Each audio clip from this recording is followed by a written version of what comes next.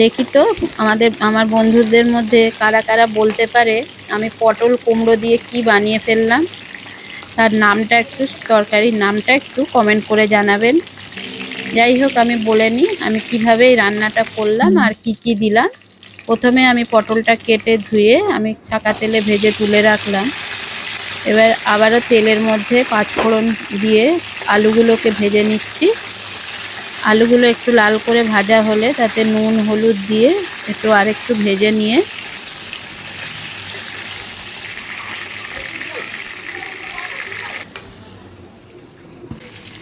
তারপরে আমি আদা কাঁচা লঙ্কা বাটা আর ধনে গুঁড়ো দিয়ে দিলাম।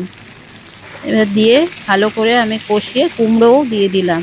টুকরো করা কুমড়ো আগে থেকে আমি কেটে রেখেছিলাম, সেটাকেও দিয়ে দিলাম। দিয়ে আমি আবারও ভালো করে ভাজতে লাগলাম। ভালো করে কষানো হলে তারপরে আমি ভাজা পটলগুলোকে আবার দিয়ে দিয়েছি। আবার পটলগুলোকে দিয়ে ভালো করে কষিয়ে আমি আগে থেকে সেদ্ধ করা ছোলা সেগুলোকেও দিয়ে দেব।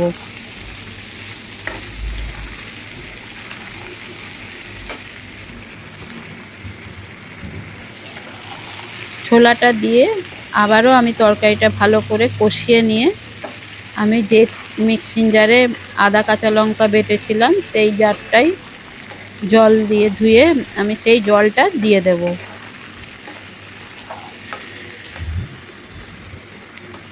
আর কয়েকটা কাঁচা লঙ্কাও দিয়ে দেব।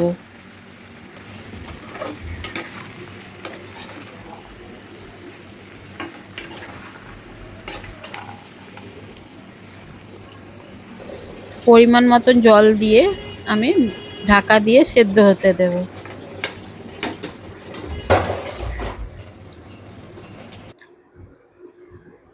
ভালো করে সেদ্ধ হয়ে আসলে আমি আগে থেকে তৈরি করা ভাজা মশলা, এতে আমি জিরে ধনে শুকনো লঙ্কা আর গরম মশলা, গোটা গরম মশলা একসাথে ভেজে গুঁড়ো করে নিয়েছি, ওটাকে আমি দিয়ে দিলাম।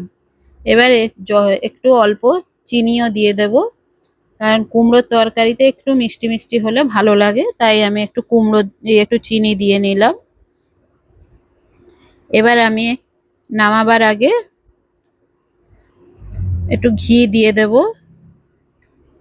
ঘি দিয়ে ভালো করে নাড়াচাড়া করে নামিয়ে নেব। তৈরি আমার পটল কুমড়ো আলু দিয়ে ছোলা দিয়ে একটা তরকারি, যেটার নাম আপনারা বলবেন আমি কি তৈরি করলাম। বন্ধুরা, রান্নাটা আপনাদের কেমন লাগলো সেটা কমেন্ট করে জানাবেন। একটা লাইক শেয়ার ফলো করে পাশে থাকার অনুরোধ রইল। ধন্যবাদ।